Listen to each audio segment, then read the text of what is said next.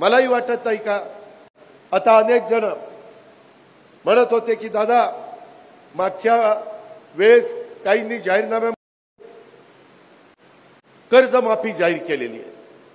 आज तारीख आहे 28।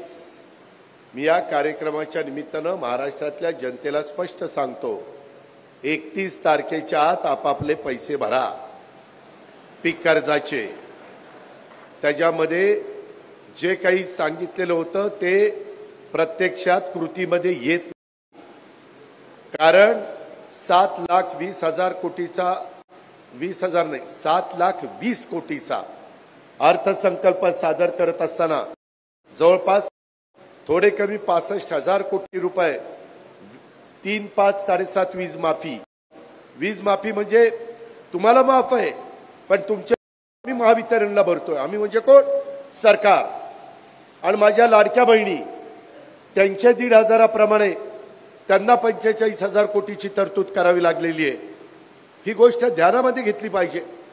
आणि बाकीचे पण कामं 3.5 लाख कोटी रुपये मला राज्याचे पगार अधिकाऱ्यांचे कर्मचाऱ्यांचे सगळ्या स्टाफचे आणि त्याच्यामध्ये पेन्शन जे रिटायर झाले त्यांचं आणि घेतलेल्या कर्जाचं व्याज याला लागतात 3.5 लाख कोटी आणि हे 65,000 म्हणजे 4.25 थोडे कमी 4,15,000 कोटी तर ह्याच्यातच गेले।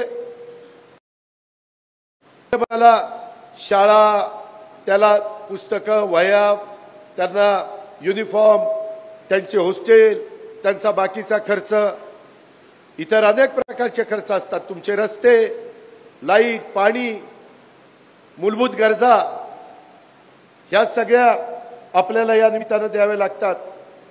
ही पण बाब आपण सगळ्यांनी लक्षामध्ये घ्या। मला काल मी कोल्हापूरला होतो, तिथेही मला मुश्रीफ साहेबांनी सांगितलं अहो लवकर सांगा, लोक पैसे भरनात वाट बघत बसले। आणि त्याच्यामुळं परिस्थितीनुरूप आम्ही पुढचे त्या ठिकाणी परिस्थिती नाही। त्याच्यामुळे या वर्षी पण पुढच्या वर्षी पण घेतलेल्या पीक कर्जाचे पैसे भरा। मी मात्र एक केलं, जे पीक कर्जाच्या करता 0% व्याज करता तुम्हाला जी मदत व्हायला पाहिजे आणि बँकेला त्यांचे जे काही टक्के भरावे लागतात ती सगळी रक्कम जवळपास 1,000 ते 1,200 कोटी रुपये आहे, ती मी बँकांना पास ऑन केलेली आहे। मी म्हणजे मी एकटा माझ्यावर नाही, मी देवेंद्र राऊतांनी, नाहीतर तुम्हाला वाटायचं हे काय मी करत चाललेलं आहे, तिघांनी मिळून ते केलेलं आहे। आता हे सगळं करत असताना ज्यांचं पैसे परवा आम्ही क्लिअर केलेले आहेत दुधावाल्यांना, जो तुम्ही घातलेल्या दुधाबद्दल राज्य सरकार तुम्हाला जे अनुदान देतंय ते पण बहुतेकांच्याकडे जमा झालेलं असेल, जमा झालेलं नसेल। चेअरमन कुठे गेले? जमा झाले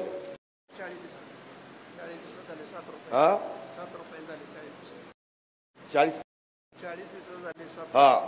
40 दिवसाचं 7 रुपयांनी पैसे जमा केलेले आहेत। अजून काही जाहीर केलेलं राहिलं असेल तर ते पण त्या ठिकाणी करून देईन। मी त्याचा हिशोब दुग्ध विकास खात्याला मागितलेला आहे आणि त्या पद्धतीनं तेही आम्ही करू। त्याच्याही बद्दल तीळमात्र शंका मनात माझ्या शेतकरी बांधवांनी दूध उत्पादक शेतकऱ्यांनी माझ्या मायबाऊलींनी करू नये अशा प्रकारची विनंती मी या निमित्तानं त्यांना त्या ठिकाणी करू इच्छितो।